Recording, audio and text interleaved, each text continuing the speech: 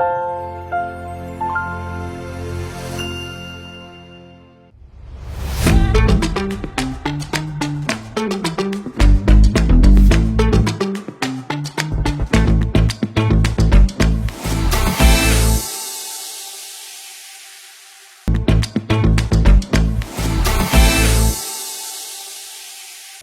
பிள்ளைகளுடைய குடும்பத்திலே காணப்படுகிற பலிபீடம். ஆண்டவர் இன்றைக்கு என்ன எதிர்பார்க்கிறா? உன் தனிப்பட்ட வாழ்விலே, தனிப்பட்ட வகையிலே நீ தேவனோடு நேரம் எடுக்கிறது வேறு. தேவன் தனிப்பட்ட வகையிலே உனக்கு செய்கிறவைகளுக்கு தேவனுக்கு நன்றி சொல்லுகிறது வேறு. ஆனால் ஒரு குடும்பமா என்ன செய்ய வேண்டி இருக்கிறது? தேவ சமூகத்திலே வந்து தேவனை என்ன செய்ய வேண்டி இருக்கிறதா? தொழுது கொள்ள வேண்டும். ஆண்டவர் எதிர்பார்க்கிறார். இன்னைக்கு அநேக குடும்பங்களிலே பலிபீடங்கள் சிதைந்து போய் கிடக்கிறது.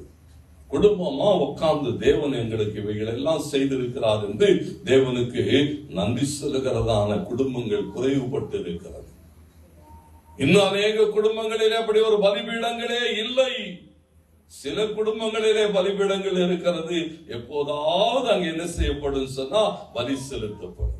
எப்போதாவது கர்த்தர் ஒரு நன்மை செய்தால் என்ன செய்யப்படும்? ஒரு பலி செலுத்தப்படும். கர்த்தர் ஒரு நன்மையான ஈவை தந்தால் அங்க என்ன செய்யப்படும்? குடும்பமா உட்கார்ந்து பலி செலுத்துவார்கள். எப்போதாவது நிகழும், எப்பொழுதும் நிகழும்படி. இன்னைக்கு குடும்ப பலிபீடங்கள் தேவன் எதிர்பார்க்கிறார். இவைகள் தான் நம்முடைய வாழ்வை என்ன செய்யும்? ஆசீர்வாதத்துக்குள்ளாக கொண்டு வரும். என்னோடு கூட நியாயாதிபதிகளின் புத்தகம் 13ஆம் அதிகாரம் 20வது வசனம் சொல்லுகிறது, ஒரு குடும்பம் தேவனை அங்கே தொழுது கொள்கிறது. ஒரு குடும்பம் பலிபீடத்திலே பலி செலுத்துகிறது. அந்த பலி அங்கீகரிக்கப்படுகிறது. மனோவாவும் அவன் மனைவியும் என்ன செய்தார்களா? வாசிங்கள். அக்கினி ஜுவாலை பலிபீடத்திலிருந்து வானத்துக்கு நேராக எழும்புகையில் கர்த்தருடைய தூதனானவர் பலிபீடத்தின் ஜுவாலையிலே ஏறி போனார். மனோவாவும் அவன் மனைவியும் கண்டு தரையிலே முகம் குப்புற விழுந்தார்கள். நல்ல கவனிங்க, இங்கே ஒரு குடும்பம் பலி செலுத்துகிறது. அந்த பலியை தேவன் அங்கீகரிக்கிறார். பலியின் மேலே தேவ பிரசன்னம் வருகிறது. பலி ஏற்றுக்கொள்ளப்படுகிறது. பரலோகம் நன்மைகளை அனுப்புகிறது. மலடியாய் இருந்த மனோவாவின் மனைவி என்ன செய்யப்படுகிறாளா? ஆசீர்வாதம் உள்ளவளாய் மாறுகிறாள். ஒரு பலத்த ஜாதியை, சந்ததியை கர்த்தர் அவளுக்குள்ளாக இருந்து எழுப்புகிறார். இவைகள் எல்லாம் எப்பொழுது சம்பவிக்கிறது தெரியுங்களா? ஒரு குடும்பத்தின் பலிபீடம் கட்டி எழுப்பப்படுகிற போது. இன்னைக்கு குடும்பங்களிலே பலிபீடங்கள் தொலைந்து போய் இருக்கிறது. ஏன் ஆசீர்வாதம் இல்லை? ஏன் நன்மை இல்லை? குடும்பங்களிலே தேவன் எதிர்பார்க்கிற பலிபீடம் இல்லை. மீட்டு கொண்டு வந்திருக்கிறார். கர்த்தருக்கு மகிமை உண்டாகட்டும். ஆண்டவர் பாருங்க, ஒவ்வொரு நாளும் நம்மை நடத்துவார். அதே 7ஆம் அதிகாரம் 1 வசனத்திலிருந்து நீங்கள் வாசிக்கிற போது அங்கே போடப்பட்டிருக்கிறது, கர்த்தர் நோவாவை தெரிந்து கொண்டார். நோவாவின் குடும்பத்தை தெரிந்து கொண்டார். நோவாவை குறித்து ஆண்டவர் பேசுகிற போது அதுக்கு முந்தைய அதிகாரங்களிலே பேசினார். இந்த ஜனங்களுக்குள்ளே நான் உன்னை நீதிமானாய் பார்க்கிறேன், உத்தமனாய் பார்க்கிறேன், நீ வா மகனே என்று சொல்லி நோவாவை தேவன் அழைத்த போது நோவா என்ன செய்தான்னு போட்டு தெரியுமா? அந்த தேவ வார்த்தைக்கு கீழ்ப்படிந்து கடந்து போகிறான். நல்ல கவனிங்க, அந்த குடும்பம் கடந்து போகிறது. அந்த குடும்பத்தினுடைய காரியங்கள் எல்லாம் தேவனால் என்ன செய்யப்படுகிறதா?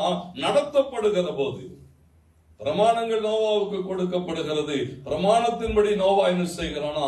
பிரமாணத்தை நிறைவேற்றுகிறவனாய் கடந்து போகிறான். அழைப்பு, ஆண்டவருக்கு மகிமுண்டாட்டம், அழைக்கப்பட்ட நிலைமையில கடந்து வந்திருக்கிறார்கள். தெரிந்து கொள்ளப்பட்ட தேவன் தெரிந்து கொள்ளுகிறார். ஆனா அடுத்த நிலைமைகளுக்கு போகிற போது நமக்கு என்னன்னா கஷ்டம். பிரமாணங்களை நிறைவேற்றணும்னு சொல்ல என்னது?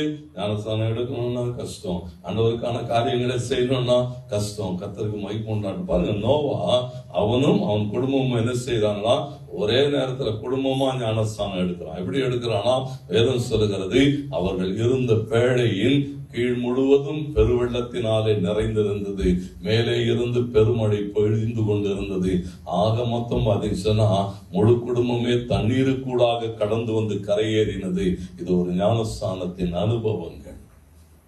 தேவனுடைய பிள்ளைகளாக ஒரு குடும்பமா தேவனுக்குள்ளாக நிற்கிற போது, தேவனுடைய பிரமாணங்களை நிறைவேற்றுகிற போது அந்த குடும்பத்தின் மேலே தேவனுடைய கரம் இறங்கி வருகிறது. ஒரு குடும்பமா ஆசீர்வதிக்கப்படணும். கர்த்தருக்கு மகிமை உண்டாகட்டும். குடும்பமா தேவனுடைய பிரமாணங்களை நிறைவேற்றுகிற போது ஆண்டவருக்கு மகிமையாக வேதம் சொல்லுகிறது. நோவா என்ன செய்தானா, அதை அவன் 8:20 சொல்லுகிறது. நோவாவும் அவன் குடும்பமும் புதிய பூமியிலே ஒரு பலிபீடத்தை கட்டினார்கள். குடும்பமாய் அங்கே பலி செலுத்துகிறார்கள். அந்த பலியிலே தேவன் என்ன செய்தாரா, ரொம்ப பிரியப்பட்டார். ஆண்டவருக்கு மகிமை. வேதம் சொல்லுகிறது, கர்த்தர் சுகந்த வாசனையை நுகர்ந்தார். அவரால் அதுக்கு மேல என்ன செய்ய முடியாது, ஆசீர்வதிக்காம இருக்கவே முடியாது.